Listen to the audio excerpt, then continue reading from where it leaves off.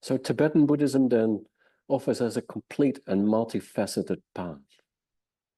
As Buddhism traveled from India to Tibet, and it did that later than traveling to any other Asian countries, it came to embody the most fullest possible version of classic Indian Buddhism. So besides this stream of Vajrayana teachings that became prominent relatively later on in classic India, other approaches that had developed earlier also were preserved into the Tibetan Buddhist tradition. Tibetan Buddhism contains all of these, and they're presented as three paths or three vehicles. The first one is the foundational path, emphasizing peace. The second one is the Mahayana path, emphasizing compassion and wisdom.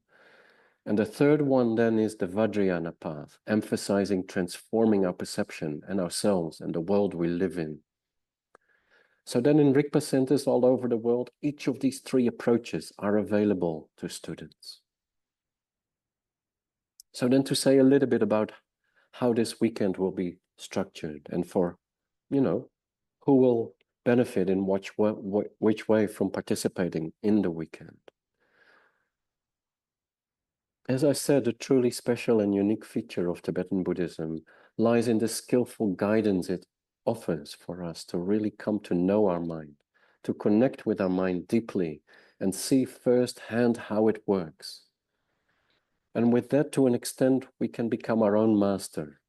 When we come to know our own mind and how it works and how it creates reality, we can become our own guide. So the weekend in June that we'll spend together exploring these topics will honor this and will be structured around meditation practice and an exploration of our mind. How is it exactly that our mind creates our world and our reality depends entirely upon our mind? So around this meditation practice thread, we will explore this non-dual view that I mentioned that lies behind the vast array of expressions of enlightenment that make up the Tibetan Buddhist world.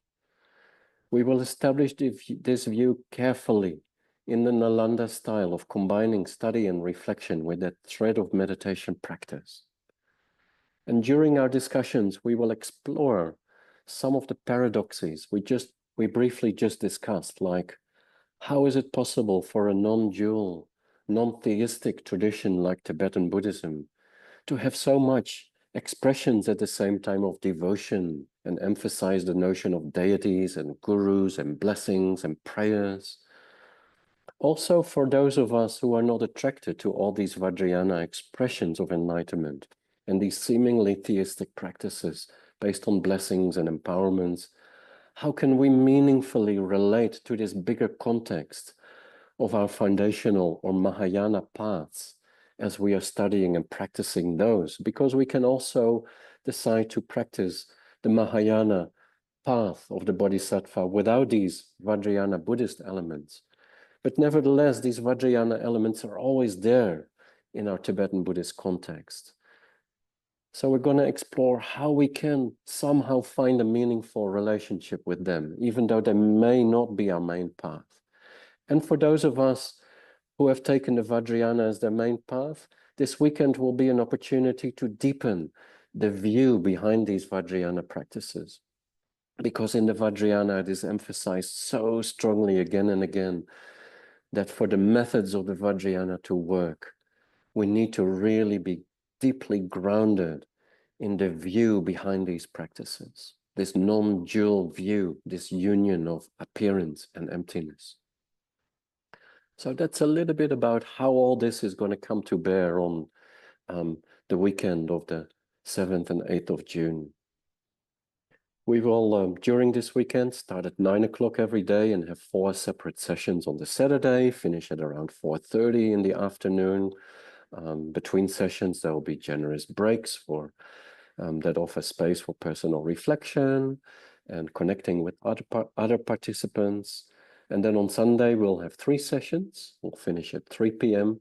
to give everyone the time and space to also, go back home and finish whatever else they need to do during their weekend. So that's a little bit about what makes Tibetan Buddhism so special.